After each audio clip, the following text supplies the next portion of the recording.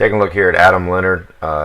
These are two swings Adam took, I believe his first night with us a little over a year ago. This swing is from July 2012. And then we have Adrian Gonzalez here on the left. And obviously, just looking at this frame here, you can see the tremendous difference that Adam has made in his swing. And again, when we look at our main three areas, we look at that back arm or that throwing arm, the back leg, how it's performing, and that front side. And so here obviously Adam's old swing, it's very easy to see. Again, the classic problem with youth hitters again is the widening of the elbow and the palm up position of the top hand. Which takes the bat into this position, this premature flattening. Okay, but it's really the how is that back arm going to move to make this throw? Okay, and Adam needed a significant amount of work there. Good athlete, strong kid, good hand-eye coordination. But again, and obviously he was playing pretty good. Putting the ball in play with these old mechanics. But it was certainly preventing Adam reaching his full potential as a hitter, and he needed to improve on it. And he's really worked hard on making these adjustments. Diligent work, working hard when he's in the building, and coming on a consistent basis. So I'm really proud of the adjustments Adam has made in his swing. All the way up. We'll take a look first at the path of that back arm. And again, what we want to see, as Adam kind of syncs up there with Adrian, is we want to see that that back arm work in a throwing pattern, like taking a ball out of the glove. The back elbow lifts as the back humerus winds up to load the back arm, and we stay bent there. Before, he kind of used a little bit of a hand drop, and then from there the elbow just widened and the palm went up. Okay.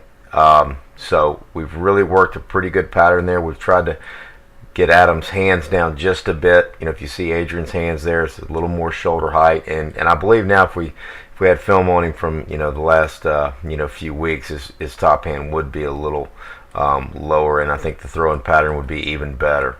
Okay. Now, as he works here, we'd prefer not to see that bat get trapped back here behind his head. We want to keep that bat a little taller, as we work in here. If you compare that to Adrian, we would like to keep that bat a little taller and really feel like the barrel works out in front of us and not behind us. And again, I also think that would look better right now also. And again, when we slot, we want to see this bent elbow position, okay, which is very nice right there, and this bat stacked on top of the hands in a nice light position. Okay, so overall that's an outstanding position. Again, we prefer that we not let that barrel get there, and try to position the hand so the barrel stays a little bit taller. Okay, but the way we're starting is outstanding, and then how the elbow works to the ball, staying bent, is very good as well. We're lined up pretty nicely here.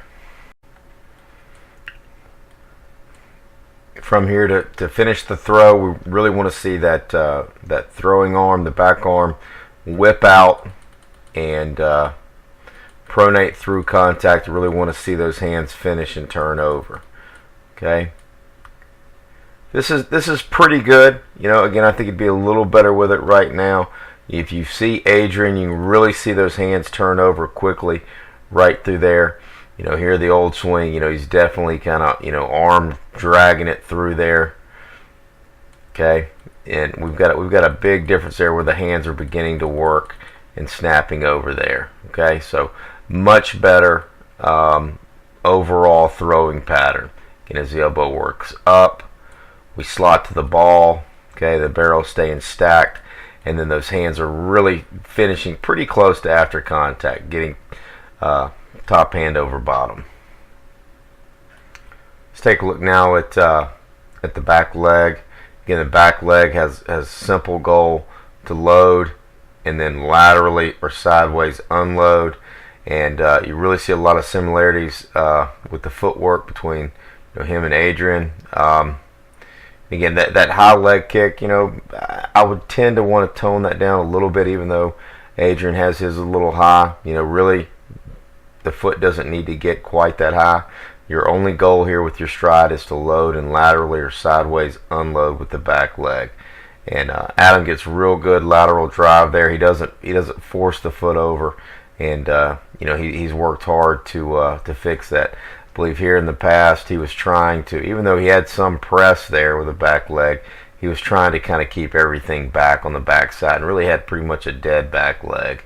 Now you can see, really that driving aspect of the back leg and how much force he's generating there with that backside. So pretty happy with that. Again, we want to control our feet with a back leg, and so maybe a little calmer on the front side, but we'll kind of get to the front leg here in a second. But again, specifically with the back leg, load and a lateral sideways driving unload, and that's pretty good. Okay, third and final area we discuss here, front side. We really want to establish a strong front side to hit behind, and really we want that front side to kind of land the same way we started, meaning foot is square, knee is bent, but the leg is firm, and when we land, immediately when we land, we really haven't seen any opening of that front side. So a strong, stable front side to hit behind. Okay, starting with the foot and kind of working our way up. When Adam lands, you can see look at the amazing difference he's made in his front side. Okay, that bailing open front foot is a common flaw, and it can lead to a whole array of problems. Directing energy in the wrong area, pulling off the ball, all sorts of things. Okay, and so he's really worked hard to correct that, and that's an outstanding front foot right there. Okay, so he's worked real hard there. The knee might be a little stiff on this particular swing. You want the leg to be firm, but you need to have a little bit of shock absorber there in that knee. Okay, so we start bent and square, we land bent and square. Okay, but you can see the difference that he's made there with his front side.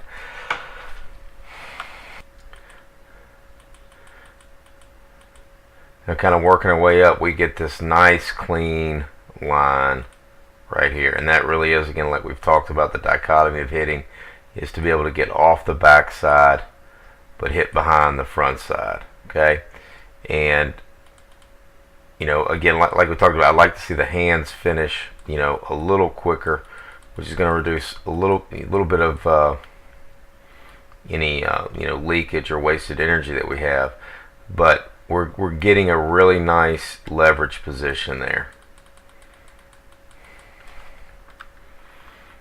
Okay, and we've got good tilt in our torso and not too much turn, so that's a really nice position.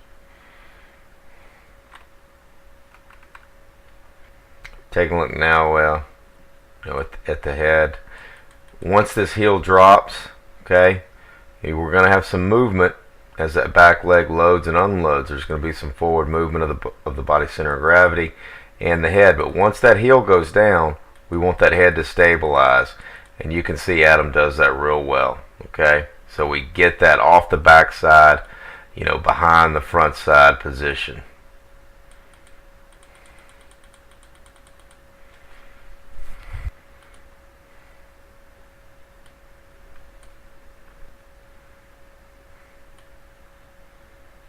So again, we've developed a pretty good throwing arm there. We've got back leg drive, and we're stabilizing behind the front side. I think Adam needs to work to remain consistent.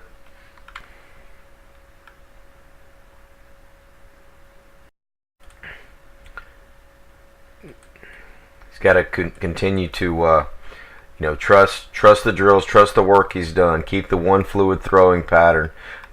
Eliminate the slop, eliminate stuff that can create timing errors. Remember, your feet are controlled by your back leg. Kill the front leg and stay with what he's doing. Okay. Again, we want to try to maybe not raise the hands so much, and let the elbow lift, but not the hands through there. Okay, and just keep working to eliminate timing errors and eliminate unwanted or wasted motion, anything that can create a bad habit. So, but the overall pattern is outstanding. It's very good. And I think it's even better now in September than it was there in July.